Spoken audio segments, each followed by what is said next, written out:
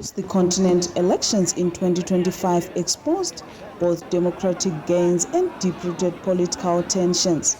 In Cameroon, 92-year-old President Paul Biya maintained his grip on power despite growing concerns. On nous voit chaque année, on tue les élections, ils sont en train de tuer les élections. Nobiso, Chiroma, on dit Nobiso.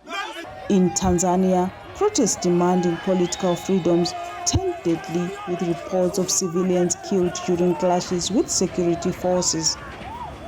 Madagascar faced its own uncertainty after the ouster of President Andry Rajoelina, underscoring the fragility of its political institutions. And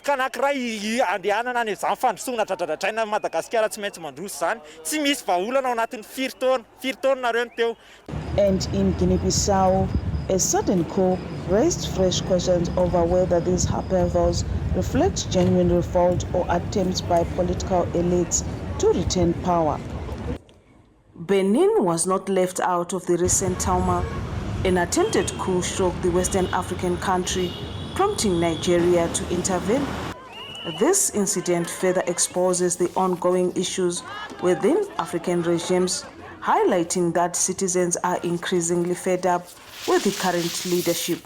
Le comité militaire pour la refondation CMR, réuni ce jour, dimanche 7 décembre 2025, à Cotonou, a délibéré et décidé ce qu'il suit.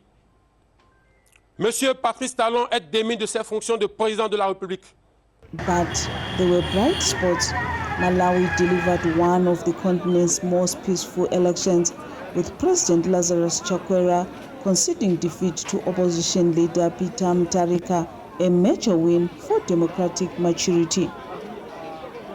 In Ivory Coast, President Alassane Ouattara secured a fourth term after two major rivals were disqualified.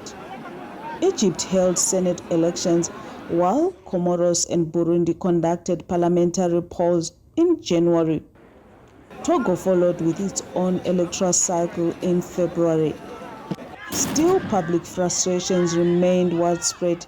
Protests across Tanzania, Cameroon, and parts of West Africa highlight growing anger over leaders who refuse to step aside, often resorting to repression to hold on to power. The violence and disputes raise a pressing question: why do so many African leaders cling to office, even at the expense of their citizens' demands? With major polls upcoming in 2026, including Uganda's early-year presidential vote and Zambia's general elections, the continent may once again be tested. As Africa looks forward, the central question remains: will democratic values deepen, or will the strongman politics continue to define its future? For News Central, Bongani, Siziba.